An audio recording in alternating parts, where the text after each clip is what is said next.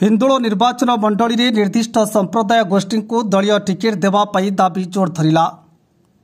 निर्वाचन बिगोल बाजी सारी निर्वाचन तारीख घोषणा हो सारी। निर्वाचन हेबाको आउ कम दिन बाकी थिबा बेले बीजेडी दल पक्षरु पंचम पर्याय टिकेट घोषणा सरिछि। हेले हिंदोल निर्वाचन मंडलीर प्रार्थी नाम बीजेडी और बीजेपी दल पक्षरु घोषणा होई नै। दीर्घ 40 वर्ष हेब हिंदोल निर्वाचन मंडली रे बीजेडी दल पक्षरु निर्दिष्ट संप्रदाय गोष्ठी को दल टिकेट देउथिबा बेले सेमानकर हिंदोल निर्वाचन मंडली रे 42,000 रु ऊर्ध्व भोटर रही। चलित निर्वाचन में तांका संप्रदायर लोकों को दलीय टिकेट दिया न जाई अन्य लोकों को टिकेट देवा पई दल चिंता करुथुबा जानी आज हिंदोल निर्वाचन मंडली अंतर्गत 7 माइली हाट पड़िया रे प्राय 1,000 रु ऊर्ध्व महिला एवं पुरुष एकाठी होई विक्षोभ करुथुबा देखिबाकु मिलिथला। फोकस प्लस न्यूज चैनल को आपण मानकु स्वागत जनाउछि। आज आम आसीचे हिंदोल निर्वाचन मंडली अंतर्गत हिंदोलर मध्यस्थ 7 माइल छक को। आज 7 माइल छक रे आज 1,000 ऊर्ध्व लोक रुंड होई दिया बेले आज सेमान को पचारिबा कोन पई सेमान आज एटा रुंड होइजंदी। भाई आपन परिचय। दिवाकर नायक मु रासोल ग्राम पंचायत सरपंच और रासोल सर्कलर हरिजन पाण समाजर सभापति।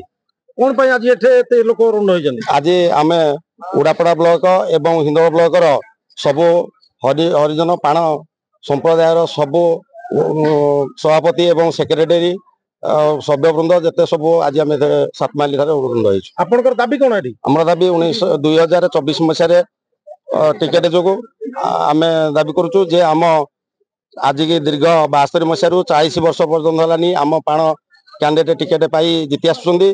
एणु आम माननीय मुख्यमंत्री श्रीजुत पांड्यान सार को निवेदन करूँ आम हिंदोल निर्वाचन मंडली रे पाण कैंडिडेट टिकेट देले निश्चिंत से जीत 30,000 ऊर्ध्व भोट जीत। आपन संप्रदाय केते भोटर अछंती निर्वाचन मंडली। हमर 40 रु 52,000 भोटर अछंती।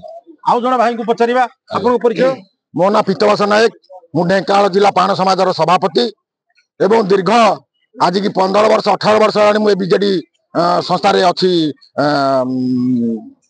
बीजेडी अच्छी एवं आमर वर्तमान ये रुंडीभूत हबार कारण है जे आमर ढेंकानाल जिलार हिंदोल ब्लॉक रे केवल पाण समाज आज दीर्घ 40 वर्ष है हिंदोल पाण समाज गोटे मंत्री होउची एवं एथिरे आमर भोटर संख्या 50,000 मिनिमम कम हम ना।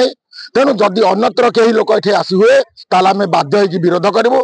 एनु मु आमर जो सीमाराणी नायक अच्छा दीर्घ 10 वर्ष है दि जाऊ नतुबा आम पाण जातिर क्या देवा कथा दिंतु अन्य लोक कई ठिया हे ना आम प्रसाद देवुनि। एणु मोर नवेदन मुख्यमंत्री महाशय को एवं पांड्यान सार को मोर नवेदन करुँ जे आमर पाण समाज को टिकेट दिगले आम मैंने उपकृत हबु। सेमानकर दाबी दीर्घ 40 वर्ष हेब हिंदोल निर्वाचन मंडली रे तांको संप्रदाय लोकों को बीजेडी दलीय टिकेट दे एठारे विजय लाभ करुवा बेले चलित निर्वाचन रे पुनर्बार तांको संप्रदाय लोकों को दलीय टिकेट दिया जाऊ। परिचय मो घर कारंदा थाना रासोल जिला ढेंकानाल। मोर कहवा जे कारण आमर आज की 50 वर्ष दीर्घ मु जानिबा दिनठू बापा आजा जानिबा दिनठू आम पाण मान को टिकेट दिया जाउची। आम पाण मान भी उपकृत होउचंदी।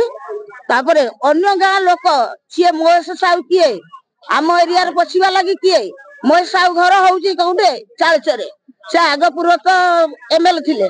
बर्तमान आम हिंदोल एरिया लोक किए कि व्यक्तिगत जने जाइचंदी तांका पाखु ए पर्यंत से काहे टिकेट दिया जीवो तांकु।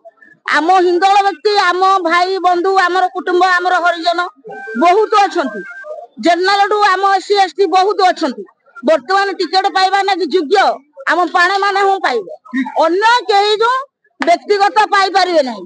जदि बा अन्य काहाकु टिकेट दिया जाए वर्तमान आम गाँ भूई एरिया को आमे पुरैबुनु बाडै कर गोड़ हाथ भांगी दे। हिंदोलरु Sumant Devri report focus plus.